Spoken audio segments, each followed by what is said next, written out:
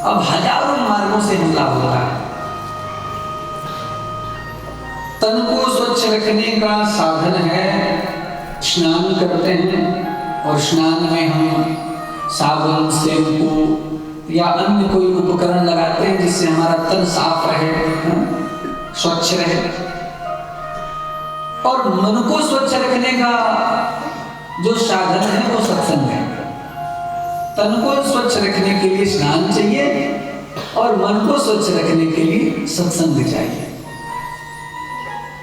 और सत्संग में भी विधि निषेध पूर्वक जो व्याख्यान हुए हैं, विधि निषेध का अर्थ है कि आप सब कथा श्रवण करेंगे, कई बार आपने सुना होगा, शायद मैंने भी सुनाया होगा कि व्यास जी ने 17 पुराण रच डाले, महाभारत जैसा ग्रंथ रच डाला,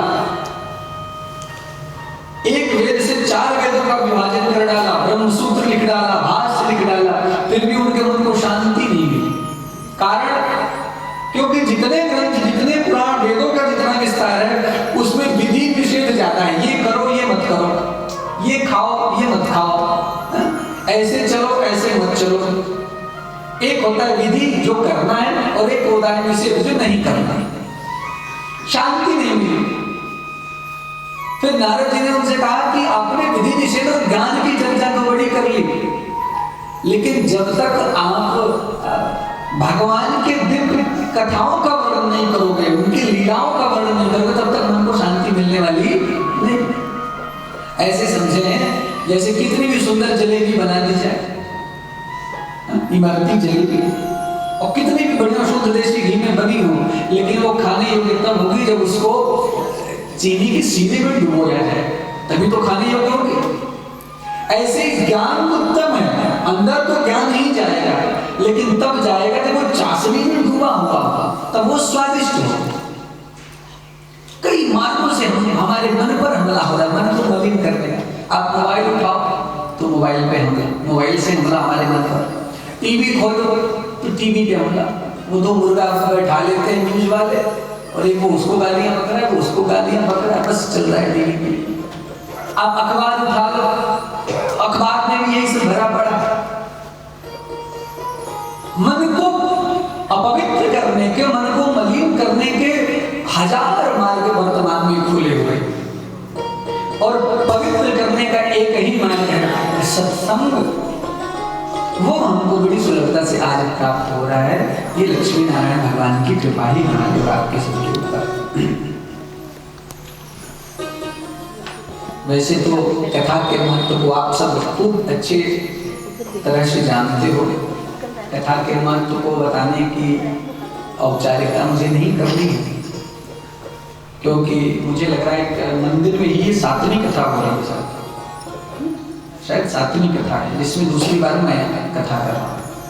तो अब कथा का क्या महत्व है आप सब जानते हो, और कथा का महत्व जानते हो तभी बैठे भी हो।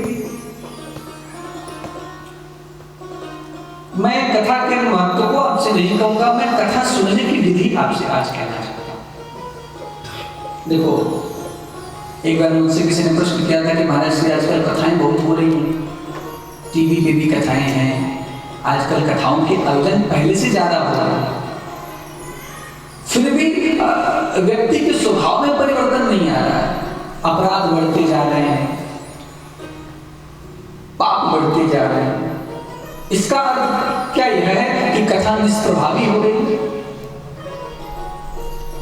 ऐसी बात नहीं है। देखो, 2 चींटियां थी, चींटी, वो काली वाली चींटी होती है, एक चींटी रहती थी चीनी के पहाड़ पर और एक चींटी रहती थी नमक के पहाड़ पर। एक दिन नमक के पहाड़ वाली चींटी शक्कर के पहाड़ वाली चींटी से मिलने गई। शक्कर को क्या बोलते हैं? खंड, खंड बोलते हैं ना, तो खंड के पहाड़ वाले से मिलने गई। पहली बार गई थी, शक्कर के पहाड़ वाली चींटी ने खूब उसका स्वागत किया, आओ आओ बहन बैठो, बहुत दिनों बाद पहली बार तुम हमारे नगर में आई हो, आओ आओ बैठो। तो पूरा नगर घुमाया, देखो हमारे यहाँ कितना स्वादिष्ट चीनी रहता है, ये लो यहाँ भी चखो, यहाँ भी खाओ, यहाँ भी स्वाद लो, पूरा पहाड़ घुमाया। उसने कहा देखो है ना स्वादिष्ट, अब चलो तुम्हारे यहाँ चलते, देखे तुम कहाँ के पहाड़ वाली चींटी के साथ। नमक के पहाड़ वाली चींटी ने भी उसको पूरा नगर घुमाया, यहाँ भी चख, यहाँ भी चख, यहाँ भी चख, देख मेरे यहाँ का स्वाद कैसा है। चीनी के पहाड़ वाली चींटी ने कहा कि बहन पूरा मत मानना, लेकिन तेरे पहाड़ का स्वाद भी मेरे पहाड़ जैसे ही है। उस चींटी को बड़ा आश्चर्य, ऐसा तो नहीं हो सकता, शक्कर और नमक का स्वाद एक जैसा संभव नहीं है, ऐसा कैसे? उसने ध्यान से देखा तो उसने अपने मुख में पहले से ही चीनी का एक ढेला दबाया हुआ था, तो उसके मुख में स्वाद शक्कर का ही जा रहा था। प्रेम से बोलो राधे राधे। उसने कहा कि पहले जो मुख में तू स्वाद, वो अपना चीनी लेकर आई वो फेंक, फिर नमक चख तो तुझे स्वाद जाएगा। कहने का अभिप्राय है हम आप अभी सत्संग में आकर बैठ जाते हैं, लेकिन हमारे मुख में भी वो पहले से ही दबा हुआ है, कभी नमक का स्वाद, कभी शक्कर का स्वाद, वही जाता है ना। कथा श्रवण करने की पहली विधि है हमको खाली होना पड़ेगा। भाई मानो यहाँ मल्होत्रा जी ने आज खूब सुंदर ब्रेड पकौड़ा वगैरह था ना प्रसाद का, मानो कोई आप लेके आए किलो जी मुझे भी जरा दे दो कुछ प्रसाद जो। अब आप देखो तो उसकी कटोरी में पहले से कुछ भरा पड़ा, कुछ कचरा भरा, कुछ कीचड़ भरा होगा, तो बताओ उसमें कोई प्रसाद देगा? नहीं देगा। और अगर दे भी नहीं तो प्रसाद बेकार चला जाएगा। उस पात्र में प्रसाद दिया जाए तो पहली आवश्यकता है कि पहले तो वो पात्र खाली हो, उसमें कुछ हो नहीं, तभी हम कुछ डाल सकते हैं। और खाली होने के साथ साथ फिर वो साफ हो, धुला हुआ हो, फिर प्रसाद डाला जाए। तो कथा श्रवण करने की विधि है कि पहला हमारा पात्र खाली हो, हमारा हृदय खाली हो, हम पहले से कोई धारणा बनाकर ना उपस्थित हो। प्रेम से बोलेंगे राधे राधे। बाकी निर्मल करने का काम तो कथा सही नहीं कर देगी। देखो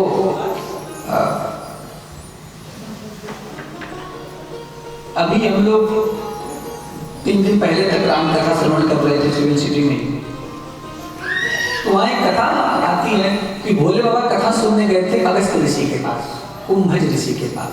एक बार त्रेता जुग माही शंभु गए कुंभज ऋषि माही, कथा सुनने गए थे।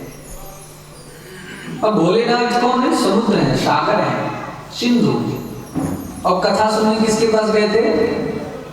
घड़े के बेटे के पास, कुंभज, कुंभ से जो पैदा हुआ।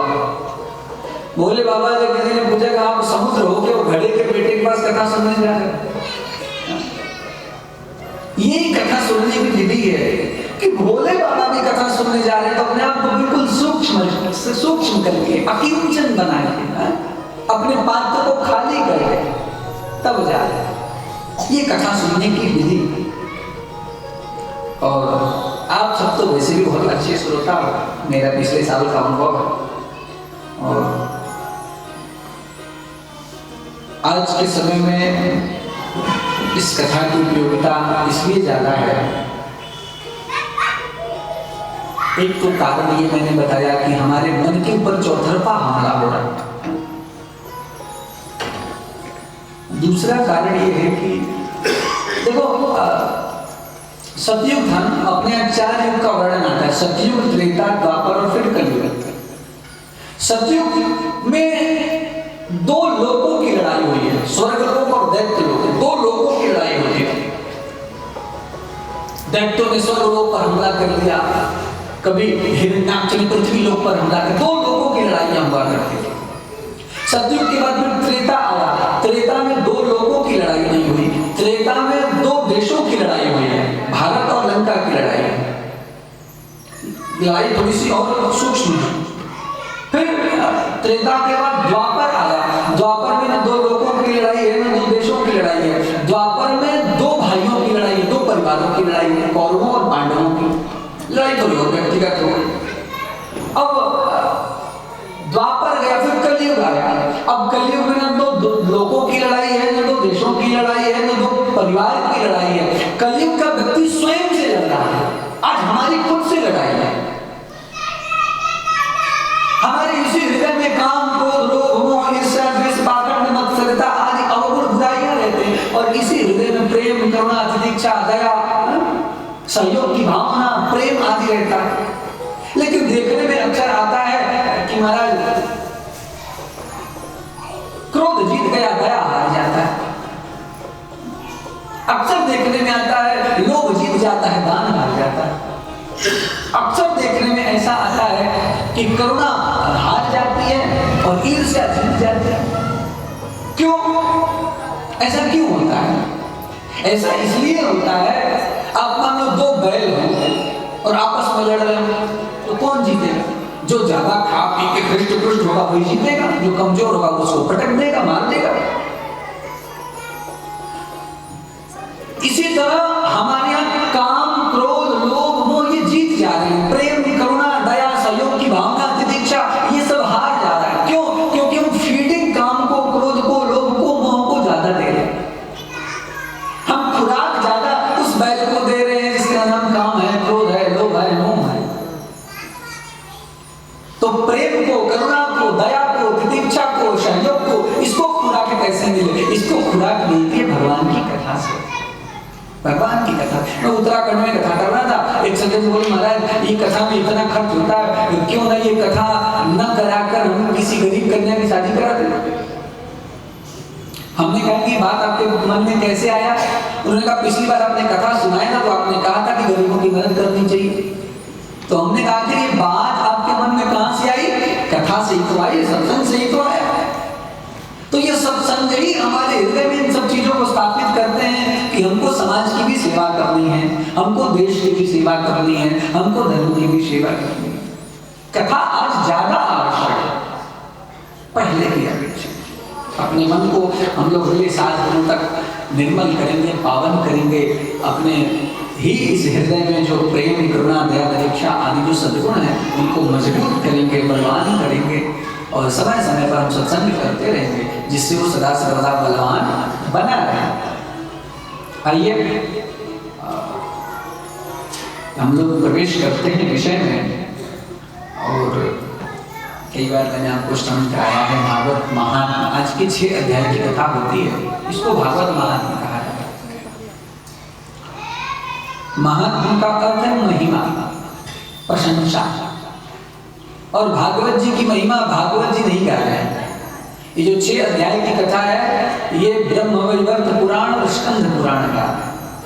मेरी प्रशंसा मैं स्वयं करूं तो आपको शंका हो जाएगी, भाई ये तो अपने मुंह मियां मिट्ठू बन रहा है, अपने मुख से अपनी बड़ाई कर रहा है।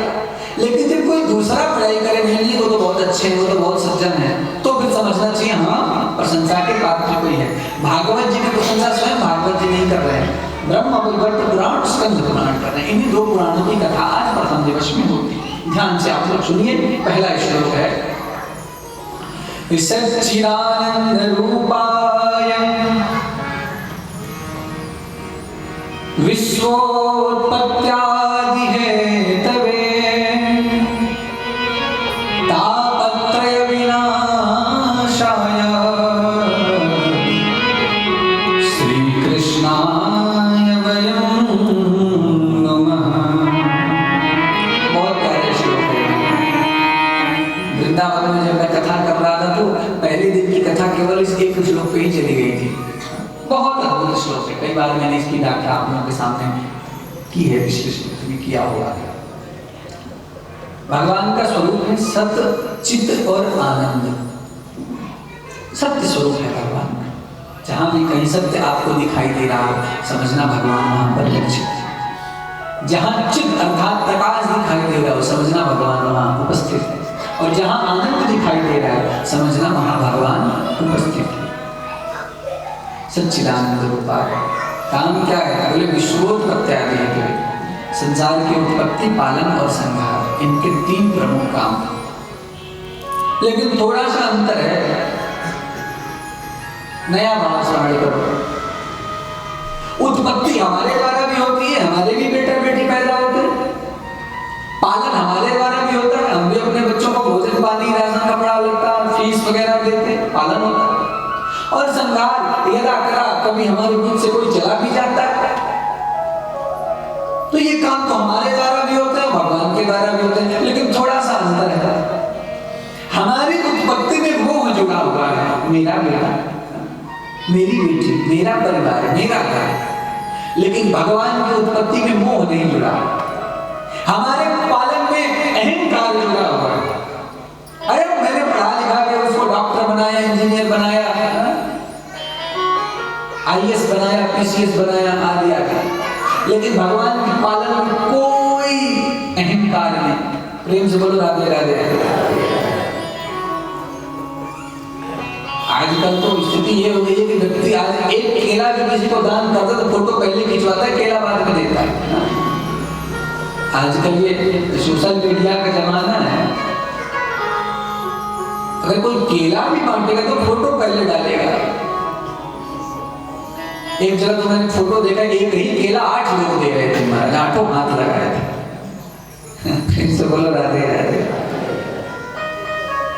भगवान के पालन में कोई अहंकार नहीं। सच बताओ, 12 घंटे तक हमें चकाचक रोशनी देते हैं सूर्य भगवान। आज तक कोई बिजली का बिल आया कि भाई तुमको इतने 100 वर्षों से प्रकाश दे रहे, इतने बिजली का बिल हो गया। हमको जल मेघ आके जल की वृष्टि करके जाते हैं, हमारे खेतों को सींच के चले जाते हैं। आज तक कोई बिजली का पानी का बिल आया? जल विभाग से इतना बिल हो गया? नहीं। अरे भैया ऐसे सोचो, हम एक दाना अन्न का खेत में डालते हैं, एक दाना गेहूं डाला, एक दाना धान डाला, एक दाना मक्का डाला, और समय आने पर सैकड़ों दाने हमको वापस मिल जाता है। कभी पृथ्वी मैया ने हमको कोई बिल भेजा कि देख इतना अनाज हम तुमको हर साल देते नहीं।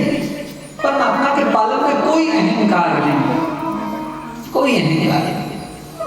और सिंहार वही भगवान मुस्कुराते हुए अपने पेट में जब युग समाप्त होता है तो पेट में रख के पुनः क्षीर सागर में सो जाते हैं। उनको कोई शोक भी नहीं है। हमारे आपके बीच से कोई चला जाता है, हमें शोक होता है, हमें कष्ट होता है।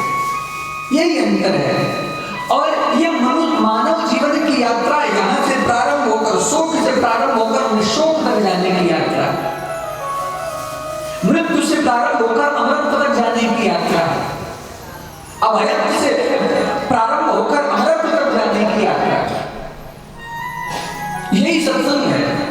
मृत्यु का भय समाप्त हो जाए, हर तरह से निशंक हो जाए, निश्रोक हो जाए, निर्भय हो जाए, निर्द्वंद हो जाए, निर्लिप्त हो जाए, यही कथा का लक्ष्य है। और हमारे लिए क्या काम करेंगे? बोले तापत्रय विनाशाय, तीनों तापों का नाश करने वाले। देखो 3 तरह के ताप होते हैं, दैहिक, दैविक, भौतिक ताप। दैहिक शरीर के कष्ट, शरीर के ताप। दैविक जो कभी आपदा आ जाती है, गर्मियों में अत्यंत गर्मी, सर्दियों में अत्यंत सर्दी, कहीं सूखा पड़ गया, कहीं बाढ़ आ गई, कहीं सुनामी आ गई, आदि।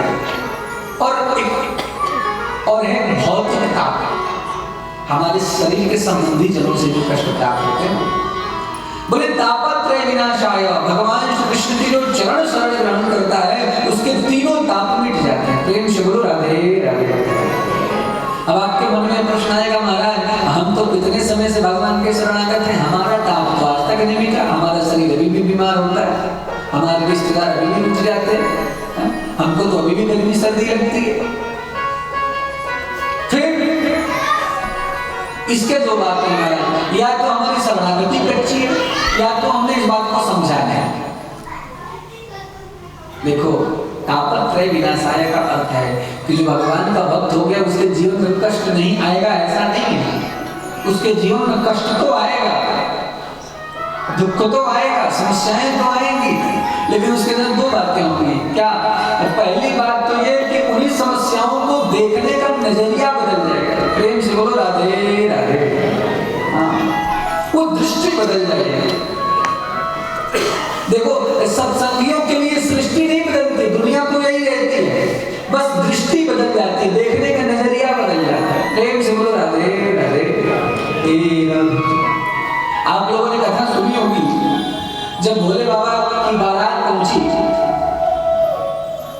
हिमाचल राज्य के यहाँ, तो रानी मैना उनकी आरती उतारने आई, आरती उतारना। और आप सब तो जान ही रहे भोले बाबा दूल्हा बनकर कैसे गए थे महाराज, वो विकराल स्वरूप, जटाओं में सर्प, गले में सर्प, कानों में बिच्छुओं के कुंडल, हाथ और बाजू बंदों में भी सर्प, छाल और ऊपर से नीचे तक भस्म, 3 नेत्र वाले, अति विचित्र। और नंदी पे बैठे वो भी उल्टा। अब सोचो दूल्हा कैसा लग रहा होगा। कि मोटरसाइकिल पे कोई दूल्हा जाए वो भी उल्टा बैठ के जाए। वैसे भोले बाबा नंदी पे बैठे तो थे लेकिन पूंछ साइड मुंह की है। और जैसे उनको घुमा के आरती उतारते हैं, मैना महारानी आए, जैसे विकराल स्वरूप देखा तो जल का पात्र रखा था, लोटा जिसमें जल था वो पटक दिया, आरती की थाली पटक दी और भाग। जितने भूत प्रेत थे वो भोले बाबा से कहने लगे, भोले बाबा ऐसी बेइज्जती तो आज तक किसी की नहीं हुई, बताओ ससुराल में आके ऐसी बेइज्जती। प्रेम से बोलो राधे राधे। अच्छा और कहीं बेइज्जती हो जाए तो हो जाए, लेकिन ससुराल में बेइज्जती हो जाए वो तो और बड़ी बेइज्जती मानी जाती है। पता नहीं यहाँ के पंजाब का पता नहीं, लेकिन हमारे यूपी में तो बहुत ज्यादा है। अगर ससुराल में थोड़ा भी कुछ दामाद की सेवा में कुछ कमी हो गई महाराज तो फिर वो बिल्कुल रूठने को तैयार बैठा रहता है। भूतों ने भोले बाबा को थोड़ी सी आग लगाई कि बाबा ससुराल में आके ऐसी बेइज्जती, बताओ गालियां देते हुए चली गई, जल का पात्र पटक दिया और दीपक पटक दिया, आरती तक नहीं उतारी। दूसरा दूल्हा होता तो क्या कहता कि चलो गाड़ी बैक करो, नहीं करनी शादी हमको। लेकिन भोले बाबा क्या कहते, बोले बेइज्जती कब हुई? बोले ये बेइज्जती नहीं हुई, आपको भला बुरा कहते हुए जा रही है, दीपक पटक दिया, जल का पात्र पटक दिया, आरती पटक दी, ये अपमान नहीं है। भोले बाबा बोले इसमें अपमान क्या है? अरे जब मेरी सासू माँ ने जल का पात्र लेकर और जैसे मेरे जल डालने आए उन्होंने देखा होगा, अरे इसके सर पे तो गंगा जी बह रही है, इसको एक लोटा जल क्या डालूं, इसलिए जल का पात्र फेंक दिया। ये तो मेरी भलाई है। भूतों ने प्रेतों ने कहा अच्छा तो फिर दीपक को फेंक दिया, आरती को फेंक दी।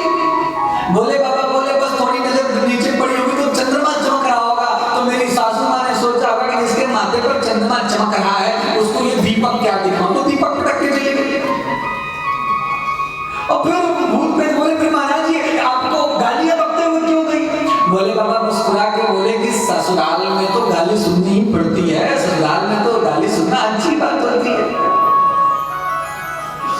ये दृष्टि है।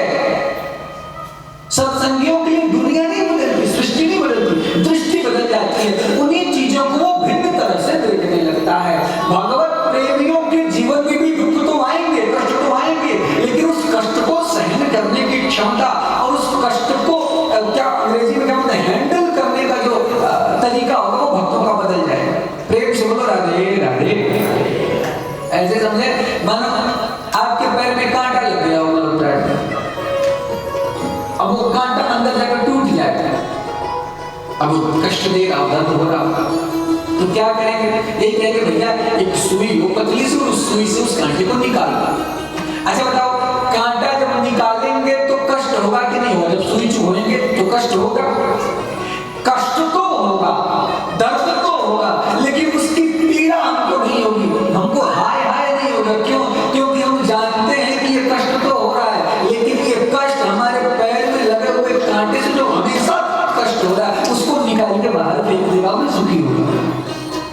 जो भी भगवान की शरण में है, जो भी भगवान का भक्त है, यदि उसके जीवन में कोई कष्ट तकलीफ दुख समस्या आ रही है तो समझ जा रहे हैं ठाकुर जी आपके पैरों में जो अनंत जन्मों के वो प्रारब्ध के कांटे धसे हुए ना, वो ठाकुर जी थोड़ा थोड़ा तकलीफ देकर वो सारे कांटे निकाल रहे हैं, तो तुम स्वस्थ हो जाओ और फिर मेरे पास आ जाओ, जहाँ कोई न तो दुख है, न राग है, न जरा है, न व्याधि है, न मृत्यु है, न है। सदा सर्वदा के लिए जहां से तीनों प्रकार के ताप समाप्त हो जाते हैं वो हमारे प्रभु का। ऐसे श्री कृष्णाय वयं नमः, ऐसे श्री कृष्ण को व्यास जी कहते हैं मैं प्रणाम करता हूं, ऐसा नहीं, वयं नमः, वयं अर्थात हम सब प्रणाम करते हैं। बोलो सच्चिदानंद भगवान की जय। सच्चिदानंद भगवान के स्वरूप, उनके कार्य और उनके स्वभाव का वर्णन। अब कथा प्रारंभ हो रही है, आप लोग भी अपने मन को बिल्कुल समाहित चित्त करके बैठे हैं।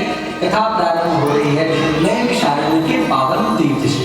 उत्तर प्रदेश में लखनऊ जनपद के बाद सीतापुर जिला है, सीतापुर जनपद में ही नैमिषारण्य तीर्थ है, और जितने पुराणों की कथा है वो सब नैमिषारण्य में ही प्रारंभ हुए, चाहे सत्यनारायण दत्त कथा हो अथवा भागवत कथा हो।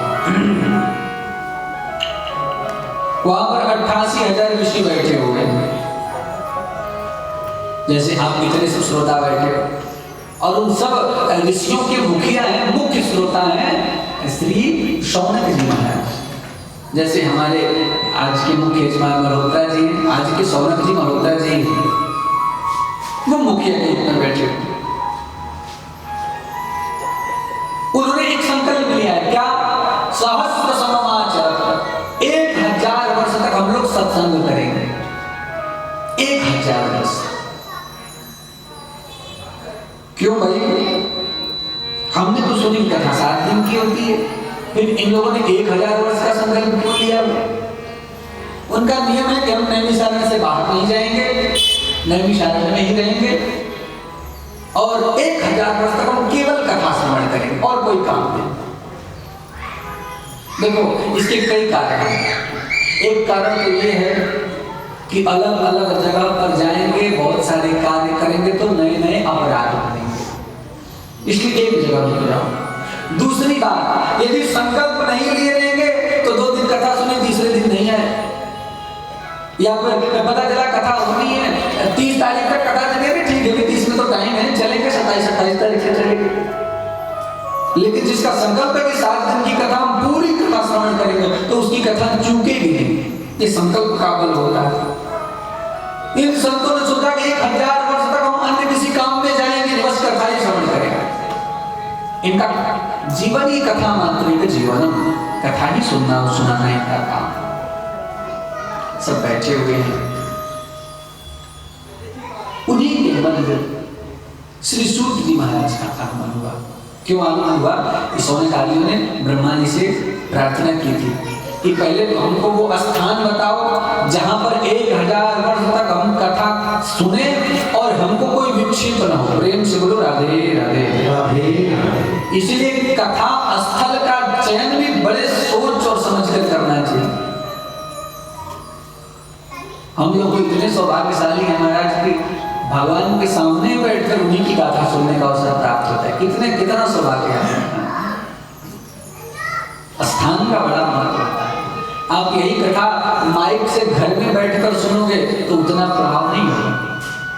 आप टीवी में कथा चला के घर पर बैठकर सुनोगे, आपके जीवन में उस कथा का उतना प्रभाव नहीं होगा जहां आप भगवान के सामने बैठकर कथा श्रवण करोगे।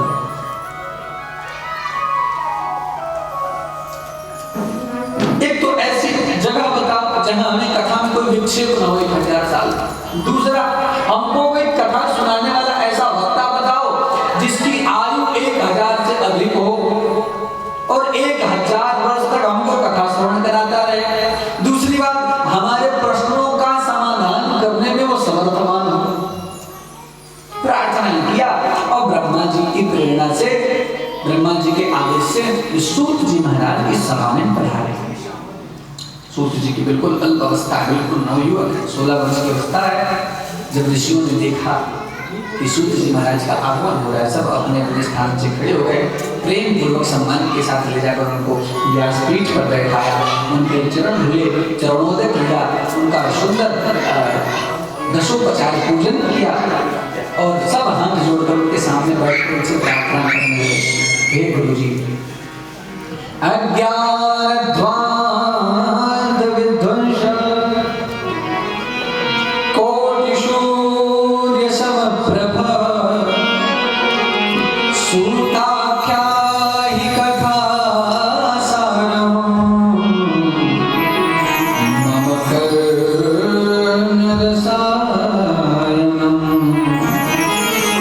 सोनाकाल कहते हैं, गुरु जी आप अज्ञान के अंधेरे को दूर करने के लिए कोटि सूर्य समप्रभ, करोड़ों सूर्यों के समान आपसे 2 प्रार्थना है। सूताख्याहि कथा सारम, आप हमको कथा मत सुनाओ, कथाओं का सार सुनाओ। और दूसरा, मम कर्म रसायनम, मेरे कानों को जो प्रिय लगे वो कथा श्रवण कराएं, अर्थात मीठी कथा श्रवण कराएं। प्रेम से बोलो राधे राधे राधे। कथा शुष्क नहीं होनी चाहिए, कथा मधुर होनी चाहिए। अब कथा श्रवण कराएं। तो पहला निवेदन था कि हमको